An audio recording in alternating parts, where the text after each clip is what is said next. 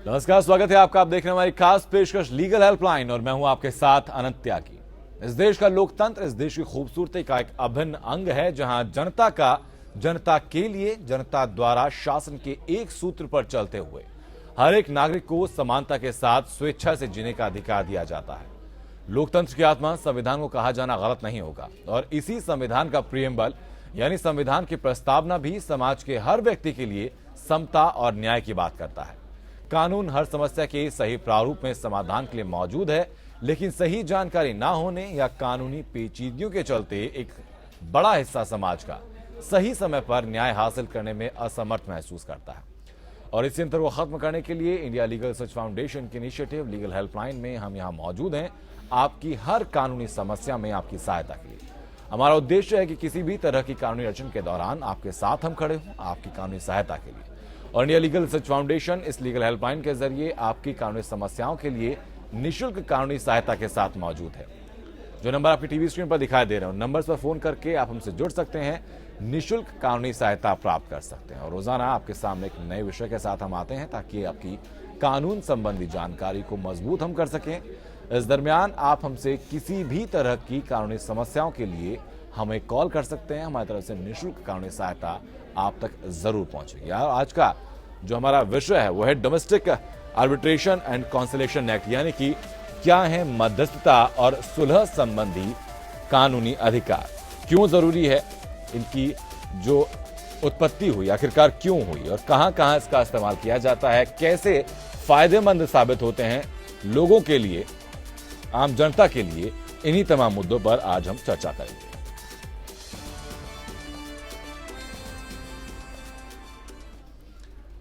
और इन तमाम चीजों पर चर्चा के लिए और आपकी तमाम कानूनी समस्याओं में बेहतर कानूनी सहायता के लिए हमारे साथ मौजूद हैं अर्चना पाठक दरे। अर्चना जी, बहुत बहुत स्वागत है आपका।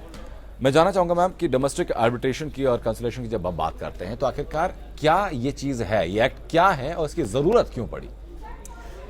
देखिए, ये आर्बिट्रेशन एंड कंसीलिएशन एक्ट 1996 है और बेसिकली इसमें 4 पार्ट हैं। आज हम फोकस करेंगे पार्ट 1 पे, जो कि डोमेस्टिक आर्बिट्रेशन है। Although the word domestic is not defined anywhere, but इसका मतलब यह है कि इंडिया के अंदर जो आर्बिट्रेशंस हमारे होते हैं। देखिए, ज़रूरत ऐसे पड़ी कि कई सिविल डिस्प्यूट्स ऐसे हैं, सिविल एंड कमर्शियल बोथ, जिनको कि अगर आप सिविल न्यायालयों में लेकर जाएंगे तो उनका निर्धारण होते होते, उन पे ऑर्डर आते आते कई साल बीत जाते हैं। इस बीच के अंदर आपका जो बिजनेस रिलेशन है वो या तो पूरी तरह ख़त्म हो जाता है या कहीं बीच में ही लटक जाता है। तो ये आर्बिट्रेशन एक्ट इसलिए है कि हम एक ऐसे निष्पक्ष आदमी के पास जाएं जो कि दो पक्षों के बीच में जो विवाद है उसका निपटारा करे अच्छे से। अब इसमें यह है कि जो इनकी डेफिनेशन है वो सेक्शन 2 के अंदर डिफाइंड है और उसके अंदर एग्रीमेंट क्या होता है, आर्बिट्रेटर कौन हो सकता है, वो सारा कुछ आगे की सेक्शंस में भी डिटेलिंग है जी। लेकिन एक जो सबसे इम्पॉर्टेंट बात है वो इसमें यह है कि जो आर्बिट्रेशन अग्रीमेंट है that has to be in writing और बड़ा क्लियरली, जैसे आपका एक कॉन्ट्रैक्ट है, दो पार्टीज के बीच में एक कॉन्ट्रैक्ट है जिसके तहत वो लोग अपना काम कर रहे हैं, और अगर कोई डिस्प्यूट अराइज होता है, उस डिस्प्यूट के आ जाने पर आप एक आर्बिट्रेटर अपॉइंट करेंगे, एक आर्बिट्रेशन क्लॉज के तहत जी। तो उस क्लॉज में क्लियरली लिखा होना चाहिए कि हम 16 आर्बिट्रेटर रखेंगे, यानी कि एक आर्बिट्रेटर होगा, या हम 2 या 2 से ज्यादा रख सकते। 2 आर्बिट्रेटर इसलिए नहीं हो सकते कि अगर दोनों में डिस्प्यूट हो जाए तो फिर किसकी बात मानी जाएगी। इसलिए इम्पोर्टेंट बात यह है कि आपको 1, 3, 5 इस तरह से ही नंबर हो सकता है, इवन नंबर्स आपके हो सकते हैं, नहीं हो सकते ऑड होंगे इसके अंदर। तो 1 भी हो सकते हैं, 3 भी हो सकते हैं। तो जब बाद में फाइनल डिसीजन होगा तो जो मेजॉरिटी होगी उसकी राय मानी जाएगी। ठीक है। अच्छा, वापस मैं लौटूंगा आपके पास। इस वक्त शेर सिंह हिमाचल से हमारे दर्शक हम तक जुड़े हुए हैं। शेर सिंह, स्वागत है आपका, अपनी बात आप रखिए।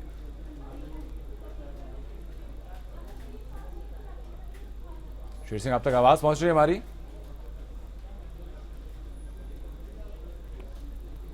चलिए शेर सिंह, आपका नंबर हम तक पहुंच चुका है। इंडिया लीगल रिसर्च फाउंडेशन की टीम आपको जल्द कॉल करेगी और आपको बेहतर सहायता हमारी तरफ से दी जाएगी। इस वक्त राजस्थान से बलवंत हमारे दर्शक जुड़ चुके हैं हम तक। बलवंत, स्वागत है आपका, अपनी बात आप रखिए।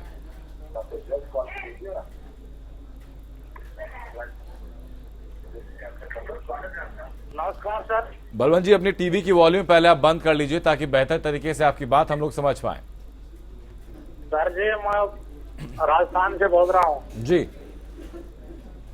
जी। मेरे पापा ईएमई में फौज में थे, उनके वो डॉक्यूमेंट्स गायब हो गए थे, अब वो वापस मुझे मिल नहीं रहे।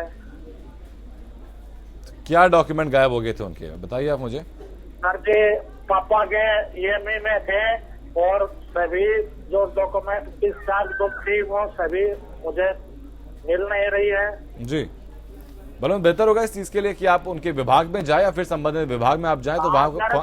जी सर, मैं मिलने की तो बहुत बार कोशिश की, लेकिन आपसे ऑफिस का मुझे नंबर वो एड्रेस नहीं मिला। ठीक है, तो आपका ठीक है, आपकी समस्या हमने देख ली है बलवंत जी, और हमारी तरफ से जितनी सहायता हो पाएगी आपकी बिल्कुल की जाएगी। आपके पास हमारी एक टीम की तरफ से कॉल जाएगा जो कि आपकी पूरी जानकारी लिखकर पहले समझ लेंगे किस विभाग में है, और उसके बाद उस विभाग से संबंधित जानकारी अब तक हमारी तरफ से जरूर पहुंचा दी जाएगी। बहुत बहुत शुक्रिया आपका हम तक जुड़ने के लिए। अच्छा जी, आपके पास मैं आता हूं कि जो डोमेस्टिक आर्बिट्रेशन के बारे में आपने बात की, अब किन किन केसेस में हम डोमेस्टिक आर्बिट्रेशन एप्लीकेबल होता है दरअसल? देखिए, मैंने आपको जैसा बताया, जितने भी सिविल डिस्प्यूट्स हैं, जी कमर्शियल नेचर के सिविल डिस्प्यूट्स जो हैं वो उन पे आर्बिट्रेशन लागू होगा। अगर वो आपके कॉन्ट्रैक्ट में लिखा हुआ है कि आर्बिट्रेशन हो सकता है तभी आर्बिट्रेशन होगा। ज़रूरी है, आपको मैं बताऊं, 96 के बाद एक अमेंडमेंट आया 2005 का, और उसके बाद अभी 2015 में अमेंडमेंट आया है। तो इनमें ये पाया गया कि जब हम आर्बिट्रेटर्स की नियुक्ति करते थे तो एक तो फीस शेड्यूल उनका फिक्स नहीं होता था, तो कई बार ऐसा भी देखा जाता था कि मनचाही फीस आर्बिट्रेटर्स वसूलने लगे थे या बोलने लगे थे, तो पार्टीज को बहुत मुश्किल आ रही थी। और दूसरी चीज़ ये थी कि जो हमारा बेसिक ऑब्जेक्टिव था इस एक्ट के लिए वो ही फ्रस्ट्रेट हो रहा था, क्योंकि बहुत समय लिया जा रहा था आर्बिट्रेटर्स के द्वारा। तो इस 2015 अमेंडमेंट के अंदर उन्होंने एक तो फीस शेड्यूल तय कर दिया कि आप 5 लाख तक आप 45,000 ले सकते हैं, सो एंड सो फोर्थ। तो फिक्स हो गया, तो अब उसके अंदर कोई बीच में प्रॉब्लम नहीं आएगी। दूसरा, उन्होंने टाइम लिमिट निर्धारित कर दी, जो कि बहुत ही इंपॉर्टेंट पॉइंट है 2015 अमेंडमेंट का। इन्होंने कहा कि 1 साल के अंदर, 12 मंथ्स के अंदर अंदर आपको आर्बिट्रेशन को कंक्लूड करना है। अगर किसी कारणवश नहीं हो पाया है तो कोर्ट के ऑर्डर से, कोर्ट की आज्ञा लेकर 6 महीने का आपको और एक्सटेंशन मिल सकता है, बट वो भी आपको उसके अंदर कारण बताने पड़ेंगे कि 12 महीने के अंदर आप क्यों नहीं कर पाए, और अब आप 6 महीने के अंदर इसको कंप्लीट कर देंगे। ठीक है मैम, इस वक्त अजमेर राजस्थान से सोहन सिंह हमारे दर्शक जुड़ चुके हैं हम तक। सोहन, स्वागत है आपका, अपनी बात आप रखिए। हाँ, नमस्कार जी। जी नमस्कार। हाँ, मैं यूँ कह रहा हूँ, वकील साहब से पूछना है कि हमारे खिलाफ कितने रिकॉर्ड करके धारा 325 और 326 में हमको मुलजिम बना दिया सर। जी, तो आपका सवाल क्या है? हम ये पूछना चाहते हैं कि क्या हम नार्कोटाइज की मांग कर सकते हैं मजिस्ट्रेट साहब से? आपका सवाल सवाल ये है कि सवाल 325 और 326 में 331 और 326 325 और 326 में मुलजिम बना दिया सर हमको जी, और बिल्कुल सरासर झूठा है सर। ठीक है सोहन, इसके लिए बेहतर होगा कि सर जो आप शिकायत आपके खिलाफ दर्ज की गई है उस शिकायत की कॉपी पहले एक बार आप अंदर भेज दें। उसमें लिखा क्या गया है, किन परिस्थितियों में आपको दोषी बनाया गया है, आरोपी बनाया गया है, वहां पर वो पहले हम पढ़ लें, तो तब हम बेहतर स्थिति में आ पाएंगे कि आप तक कोई भी हम सहायता पहुंचा पाए। तो जो नंबर हमारा लगातार फ्लैश हो रहा है इस पर व्हाट्सएप के जरिए, ईमेल आईडी जो हमारी लगातार फ्लैश हो रही है इसके जरिए, या फिर हमारा जो एड्रेस लगातार फ्लैश हो रहा है उस पर आप अपना डॉक्यूमेंट भेज दीजिएगा, वो शिकायत की कॉपी भेज दीजिएगा। उसको पढ़ने के बाद हम लोग बेहतर स्थिति में होंगे कि आप तक कोई भी सहायता हम पहुंचा पाए। अच्छा जी, इस आर्बिट्रेशन एंड कंसलेशन एक्ट के बारे में जहां तक मैं समझ पाया हूं, ये एक टूल की तरह भी काम करता है कि जो लंबे समय से छोटे मोटे मुकदमे सिविल कोर्ट्स में लंबित पड़े रहते हैं, जिसकी वजह से आदमी का अपना निजी नुकसान भी होता है, वक्त बहुत ज़्यादा लगता है, पेंडेंसी ऑफ केसेस बहुत ज़्यादा बढ़ती जाती हैं, तो उनको जल्द निपटारे के लिए बेहतर व्यवस्था उनकी इस बारे में की गई है। लेकिन मैं ये भी जानना चाहूँगा इसका पूरा प्रोसेस क्या होता है, अगर कोई दिक्कत आपको किसी सिविल मामले में आती है तो हम कैसे आर्बिट्रेशन के लिए अप्लाई करें? देखिए, आर्बिट्रेशन का मैंने आपको बताया कि कॉन्ट्रैक्ट के अंदर लिखा होना चाहिए कि आर्बिट्रेबल है ये कॉन्ट्रैक्ट, राइटिंग में होना चाहिए, और दोनों जो साइड्स हैं उनके सिग्नेचर्स उस पे होने चाहिए, मतलब that they present themselves for the arbitration. उसके बाद अगर सोल आर्बिट्रेटर लिखा हुआ है कि क्लेमेंट ही प्रोवाइड करेगा, तो क्लेमेंट को एक आर्बिट्रेटर अपॉइंट करना पड़ेगा। आर्बिट्रेटर की तरफ से नोटिसेस जाएंगे नॉन क्लेमेंट को, और उसके बाद वो अपनी एंट्रेंस देगा आर्बिट्रल ट्राइब्यूनल। जो आर्बिट्रेटर है उसके जो ट्राइब्यूनल है उसको आर्बिट्रल ट्राइब्यूनल कहते हैं, चाहे एक है या एक से अधिक है, उन्हें आर्बिट्रल ट्राइब्यूनल कहा जाता है। तो उनके सामने आप अपने आप को प्रेजेंट करेंगे। और उसके बाद एक अच्छी चीज़ इसके अंदर ये है कि इसमें जो स्ट्रिक्ट सिविल लॉज हैं, सीपीसी अप्लाई नहीं करता है, एविडेंस के जो स्ट्रिक्ट प्रिंसिपल हैं वो भी अप्लाई नहीं करते हैं। आर्बिट्रेटर खुद ये तय करता है कि प्लेस ऑफ आर्बिट्रेशन क्या होनी चाहिए जी। यानी कि किस जगह बैठ के हम लोग आर्बिट्रेशन करेंगे, हमारी लैंग्वेज क्या होनी चाहिए। लैंग्वेज हिंदी भी हो सकती है, अंग्रेजी भी हो सकती है, रीजनल अगर जगह पर है रीजनल भी हो सकती है। ये आर्बिट्रेटर खुद डिसाइड करेगा in consultation with the parties. दोनों को जो चीजें मान्य रहेंगी वो आर्बिट्रेटर जो है वो तय करेगा। वो ये भी तय करेगा कि हम लोग किस तरह से प्रोसीड करेंगे। एक टाइम लिमिट भी निर्धारित की जा सकती है कि हम इतने दिनों के अंदर इसके अंदर क्लेम पर आपका रिप्लाई आएगा, इतने में हम आपका एविडेंस एफिडेविट लेंगे। वो सारी चीजें भी आर्बिट्रेटर खुद डिसाइड कर सकता है। इंपॉर्टेंट चीज यह है सेक्शन 18 जो कहता है आर्बिट्रेशन एक्ट के अंदर कि there should be equal treatment to both the parties. कई बार हमने देखा गया है, जो एक बड़ा प्रैक्टिकल सा अनुभव है, मैं खुद भी आर्बिट्रेशन करती हूँ, तो कई बार प्रॉब्लम आती है जब सोल आर्बिट्रेटर्स अपॉइंटेड होते हैं, क्लेमेंट होता है। मान लीजिए एक कंपनी है, उसके जो एम्प्लॉयज हैं उनमें और उस कंपनी के बीच में कॉन्ट्रैक्ट है, उसके बेसिस पे they are working and there is an arbitration agreement that in the case of dispute we will refer our claim to the arbitrator। अब क्योंकि जो सोल आर्बिट्रेटर है, इकलौता आर्बिट्रेटर है, वो कंपनी उसको बनाती है, उसको लाती है पिक्चर में, तो वो बहुत ही बायस्ड रहते हैं। ऐसा मैंने बहुत बार फील किया है कि जब हम एम्प्लॉय की तरफ से नॉन क्लेमेंट की तरफ से जाते हैं तो उनका जो एम होता है वो ये होता है कि हम निर्धारित समय फ्रेम के अंदर इसको ख़त्म कर दें, और जो अवार्ड है in most of the cases हम देखते हैं कि कंपनीज के फेवर में, जो क्लेमेंट होता है उसके फेवर में जाता है। 2015 ने जो अमेंडमेंट आया है उन्होंने इस चीज को बहुत हद तक कंट्रोल किया है। कैसे कंट्रोल किया है कि एक तो उन्होंने अपनी फीस उन्होंने निर्धारित कर दी, टाइम फ्रेम इन्होंने अपना फिक्स कर दिया है, और दूसरा ये कि उन्होंने ये कहा है कि आप जब आर्बिट्रेशन करें इक्वल ट्रीटमेंट होना चाहिए पार्टीज को। तो ये इन्होंने एक 2015 के अमेंडमेंट के बाद एक थोड़ा सा ये है। दूसरा एक ये है कि डिक्लेरेशन होगा, एक फॉर्म्स हैं जो कि एक्ट के बाद अटैच्ड हैं, उसके अंदर क्लियर है कि आपको डिक्लेयर करना पड़ेगा। क्या क्या डिक्लेयर करना पड़ेगा? आर्बिट्रेटर को बताना पड़ेगा कि उसका कोई रिलेशन है क्लेमेंट कंपनी से, क्लेमेंट्स के साथ किसी तरह का कोई व्यापार है या कोई भी तरह का इंटरेक्शन है जिससे कि वो उन्हीं के लिए बायस्ड रहे या न रहे, तो आपको वो डिक्लेयर करना पड़ेगा। दूसरा आपको ये डिक्लेयर करना पड़ेगा कि आप कितने टाइम से आप उनके केसेस आर्बिट्रेशन आप उनका कर रहे हैं एज एन आर्बिट्रेटर, कितने केसेस आप तय कर चुके हैं, और उन सारे केसेस की डिटेल्स देनी पड़ेगी आर्बिट्रेटर को, और ये भी बताना पड़ेगा कि उन केसेस में अवार्ड क्या रहा, आपने कितनी बार अवार्ड आपके फेवर में रहे, whether they were on merit. तो वो एक डिक्लेरेशन फॉर्म है, वो पूरा की पूरा डिक्लेयर करना पड़ेगा आर्बिट्रेटर को। अगर काफी हद तक सहायता भी मिलेगी कि निष्पक्षता पूरे केस के दौरान रही है, ये भी हम मेजर कर सकते हैं जी। इसलिए भी क्योंकि जो आर्बिट्रेशन है उसको चैलेंज करने का जो प्रोसीजर है वो सेक्शन 34 के अंदर है, आर्बिट्रेशन अवार्ड को चैलेंज करने का, और उसकी जो स्कोप है, लिमिट, वो बहुत ही छोटी है। मतलब आप मेरिट्स के ऊपर कोर्ट पूरा तय नहीं करेगी कि आर्बिट्रेशन अवार्ड मेरिट्स पे क्या है, उसमें केवल यह है कि कोई ग्रेव इलीगैलिटी अगर आ गई है, उसके काफी 4-5 उसके ग्राउंड्स हैं, बट वो सारे ग्राउंड्स ऐसे नहीं है कि उस केस को एक स्क्रैच से आपको देखा जाएगा। तो ग्राउंड्स में illegality is the first and foremost thing. तो कई बार बायसनेस भी आर्बिट्रेटर की आ जाती है, जो कि हम सेक्शन 34 में वापस मैं लौटूंगा आपके पास। इस वक्त मध्य प्रदेश से नरेश हमारे दर्शक जुड़ चुके हैं हम तक। नरेश, स्वागत है आपका, अपनी बात आप रखिए।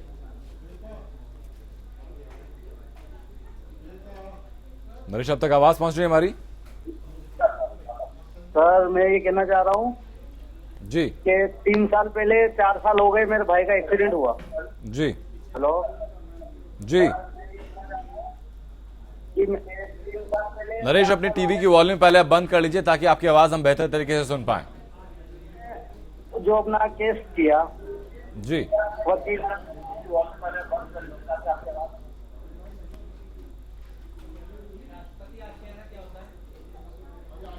तो नरेश, आपका नंबर हम तक पहुंच गया, हमारी टीम की तरफ से आपको खुद कॉल जाएगा, आपकी बात सुनकर आपकी समस्या में बेहतर सहायता की जाएगी। इस वक्त चित्रकूट से सुरेश हमारे दर्शक जुड़ चुके हैं हम तक। सुरेश, स्वागत है आपका, अपनी बात आप रखिए। सर जी, मैं क्रांति रक्षक दल का सदस्य हूँ सर। जी तो सर जी, हमारी आर्थिक स्थिति सर जी बहुत कमजोर है। जी इस समय सर जी हमको 250 रुपए दैनिक मिलता है, वो भी सर जो है सोना के बराबर। कभी संबंधित विभाग की कृपा हो गई तो रोजगार मिलता है, अन्यथा नहीं मिलता है। जी तो सर जी हमारा जो है अधिनियम संख्या जो शासकीय गजट है वो सर हमारा संख्या है 38 और सन 1948। जी जी सर, हमारे बाद में सर जो हमारे उत्तर प्रदेश पीएससी बल के नाम से जो जाना जाता है उसका सर जी गजेटियर संख्या है 40 सन 1948। जी तो सर जी इनको जो है 18 अक्टूबर सन 1948 में लेजिस्लेटिव असेंबली और लेजिस्लेटिव काउंसिल में जो है सर जी क्रमशः अक्टूबर और नवंबर में एक साथ स्वीकृत मिला दोनों का। इसके बाद सर जी सुरेश, आपकी बात मैं समझ रहा हूं, लेकिन जो पेचीदगियां बता रहे हैं वो दरअसल फोन पर संभव नहीं हो पाएंगी कि बात को हम सही तरीके से समझ पाएं या फिर आपको सही सहायता हम लोग पहुंचा पाएं। तो बेहतर होगा कि जितने डॉक्यूमेंट्स आपके पास हैं मौजूद, उन डॉक्यूमेंट्स को आप हमें भेज दीजिए, या फिर हमारी टीम की तरफ से आपको कॉल भी कुछ वक्त बाद पहुंचेगा तो उनको आप पूरी बात विस्तार से बताइएगा, तब ये चीज संभव हो पाएगी कि आपकी हम कोई सहायता इस मामले में कर पाएंगे। और इस वक्त चित्रकूट से कृष्णपाल हमारे दर्शक जुड़ चुके हैं हम तक। कृष्णपाल, स्वागत है आपका, अपनी बात आप रखिए। हेलो जी कृष्णपाल। हाँ जी सर, मैं करबी चित्रकूट से बोल रहा हूँ। जी जी सर, मैं कानूनी सहायता चाहता हूँ आपसे सर कि मैं हरिजन हूँ। जी जी हरिजन हूँ, आवासहीन हूँ, मतलब हमारी उतनी ही जगह है, जमीन मतलब सब जमीन रहने के लिए है। तो सर इसमें क्या कानून बनता है? मैं सब जिले के अधिकारियों के पास हो आया हूँ मैं। नहीं, आपकी समस्या कृष्णपाल मुझे समझ नहीं आई। जी आपकी समस्या हम सही से समझ नहीं पाए, अपनी बात दोहराइए जरा आप एक बार। जी सर, मैं हरिजन जी जी, तो मैं आबादी जमीन में रहता हूँ और सर कोई जमीन नहीं है मेरे पास। जी जी, तो सर उसमें मतलब हमें रहने का अधिकार नहीं गवर्नमेंट से मिल रहा है। अभी कहाँ रहते हैं आप? जी, हम करबी में रहते हैं। करबी से आगे 10 किलोमीटर दूर है जी, मेन हाईवे के रोड के किनारे रहते हैं। जी ठीक है। अर्चना जी, क्या ऐसा कोई कानून के तहत कोई प्रावधान जिसमें कि स्पेशल कैटेगरी को कोई रहने का अधिकार या फिर जमीन मुहैया कराई जाती है सरकार की तरफ से? देखना पड़ेगा कि ये अगर गरीबी रेखा के नीचे आते हैं तो ये एक्चुअली स्टेट वाइज लॉज होते हैं कि ये कहाँ रहे। मुझे जैसा लग रहा है कि ये अपने खुद के ओनर नहीं है जिस मकान में ये रहते हैं। तो अगर एनक्रोचमेंट है तो कई बार ये डिपेंड करता है कि कितने सालों से ये वहाँ रहते आए हैं। तो अगर सरकार की कोई नीतियाँ चल रही हैं जिसके तहत उन्हें वहाँ से विस्थापित करके एक नई जगह जहाँ पे वो इस तरह के जो गरीबी रेखा से नीचे के लोग हैं उनके लिए कई बार स्पेशल इकोनॉमिक जोन में जो लोग आते हैं उनके लिए फ्लैट्स वगैरह मुहैया कराए जाते हैं, लेकिन उन्हें ऐसे ही नहीं हटा दिया जाता है। ये राज्य सरकार की जिम्मेदारी है कि उन्हें सही तरीके से विस्थापित किया जाए। आपको इनके डॉक्यूमेंट्स मंगाने पड़ेंगे, we'll be able to assist them. ठीक बात है। अच्छा, जो टॉपिक की हम बात करते हैं, जो हमने बात की कि आर्बिट्रेशन कंप्लीट हो जाता है, लेकिन अगर कोई एक पार्टी आर्बिट्रेशन से संतुष्ट ना हो तो क्या उसके पास ये अधिकार भी रहता है कि उसकी सुनवाई के लिए उसकी अपील आगे कोर्ट में वो कर सके? जी, सेक्शन 34 के अंदर आर्बिट्रेशन अवार्ड को आप चैलेंज कर सकते हैं, लेकिन उसके ग्राउंड्स बहुत ही लिमिटेड हैं। देखिए क्या है कि वैसे तो आप कोर्ट में भी जाएंगे, दो पक्ष हैं, जिसके पक्ष में फैसला आएगा ऑब्वियसली वो खुश होएगा और जिसके नहीं आएगा तो वो कह सकता है कि नहीं ये ठीक तरह से नहीं हुआ। आर्बिट्रेशन में भी यही है कि अगर जिस पक्ष के लिए फैसला नहीं आया है उसके पक्ष में, तो वो कह सकता है कि ये नहीं, लेकिन जो ग्राउंड्स है वो बहुत लिमिटेड हैं। आपको कोई इलीगैलिटी, परवर्सिटी ऑर्डर में दिखानी पड़ेगी, तभी आपका 34 में आप उसको चैलेंज कर सकते हैं। उसको इसीलिए इतना कम रखा गया है क्योंकि अगर हम आर्बिट्रेशन को भी एक नॉर्मल सिविल प्रोसीजर की तरह बना देंगे तो जो उसका बेसिक एम एंड ऑब्जेक्टिव है वो रिफ्यूट हो जाएगा। एम एंड ऑब्जेक्टिव इस एक्ट का ये है कि जल्दी से जल्दी मामलों का निस्तारण हो। छोटे मामले हैं, अगर वो सिविल कोर्ट्स में चले गए तो क्योंकि उनका प्रोसीजर एविडेंस का और वो पूरा बहुत ही लंबा है, तो शायद तब तक वो अपनी महत्वपूर्णता खो दें जब तक वो उनका ऑर्डर आए। तो जो एम एंड ऑब्जेक्टिव है आर्बिट्रेशन का, वो जल्दी न्याय मिले, जल्दी लोगों के बीच में निपटारा हो जाए, so that they can either proceed further with their venture. तो एक इकोनॉमिक इसका बहुत बड़ा जो सरकार का लाने का एम है आर्बिट्रेशन का, वो ये है कि इकोनॉमिक आपका जो इन्वायरमेंट है वो बेटर हो सके। क्योंकि जब भी आप मान के चलेंगे कि जब भी एक कॉन्ट्रैक्ट होता है, एक बिजनेस वेंचर आ रहा है, कमर्शियल आ रहा है नेचर का, तो आपको मान के चलना पड़ेगा कि आगे चलकर कुछ ना कुछ उसके अंदर प्रॉब्लम्स आ सकती हैं। एक इम्पॉर्टेंट बात यह है कि जो अग्रीमेंट है आप लिख सकते हैं कि जो पूरा कॉन्ट्रैक्ट है वो आर्बिट्रेशन में जा सकता है, या कोई एक क्लॉज है उसमें आगे चल के अगर दोनों पार्टीज को लगा कि आप लोगों की सहमति नहीं बन पा रही है, तो आपको पूरा का पूरा कॉन्ट्रैक्ट खत्म करने की जरूरत नहीं है। You can even refer that part of the contract also to the arbitration. ठीक है, इस वक्त बिहार से आशीष हमारे दर्शक जुड़ चुके हैं हम तक। आशीष, स्वागत है आपका, अपनी बात आप रखिए। हेलो जी आशीष। जी सर, मेरा अपना निजी भूमि जो कि हमारे दादाजी के नाम से था जी। हेलो, ये उससे हमारे बगल में रहने वाले एक आदमी ने बेच दिया। तो हम लोगों ने सर उस भूमि सुधार समाहर्ता के पास आवेदन दिया था, जिसमें हम लोगों की जीत हुई, लेकिन उस खेत से हम लोगों का अधिकार नहीं हो पाया है अब तक। हम लोगों ने फिर उसके बाद थाना से लेकर जिला पदाधिकारी तक की शिकायत की, लेकिन उसमें हम लोगों को कोई फायदा नहीं हुआ। ठीक है, यानी कि आपकी कोर्ट से का जो आदेश रहा वो आपके फेवर में आया, लेकिन उसके बावजूद भी कब्जा आपको वहां पर नहीं मिल पाया। अच्छा जी, क्या इनको एग्जीक्यूशन के लिए कोर्ट में दोबारा अप्लाई करना चाहिए? जी जी। किसी भी और जो डिक्री होती है कोर्ट की, मैं पूरी तरह समझ नहीं पाई एग्जैक्टली, लेकिन जितना मैं समझ पाई उसमें यह है कि इनके फेवर में कोई ऑर्डर हो गया है और वो आगे फिर भी उसको कंप्लाई नहीं करवा पा रहे हैं। तो इसमें एक एग्जीक्यूशन होता है जो आपको फाइल करना पड़ता है कोर्ट के अंदर, और वो एग्जीक्यूटिंग कोर्ट उस ऑर्डर को कंप्लाई कराती है। ठीक बात है। तो बहुत बहुत शुक्रिया आशीष आपको हमसे जुड़ने के लिए, और बहुत बहुत शुक्रिया अर्चना जी आपका भी शो में आने के लिए, बेहतर तरीके से आर्बिट्रेशन और कंसलेशन के बारे में समझाने के लिए, साथ ही साथ जो हमारे दर्शक थे उनकी समस्याओं में बेहतर सहायता करने के लिए। इंडिया लीगल सर्च फाउंडेशन की इनिशिएटिव लीगल हेल्पलाइन का एकमात्र उद्देश्य यही है कि जो भी लोग न्याय की पहुंच से बाहर हैं या फिर जो न्याय तक पहुंच नहीं पाते हैं किसी भी कारण के चलते, उनका हाथ पकड़कर हम न्याय के दरवाजे तक ले जाते हैं उनकी सही सहायता के लिए। नमस्कार।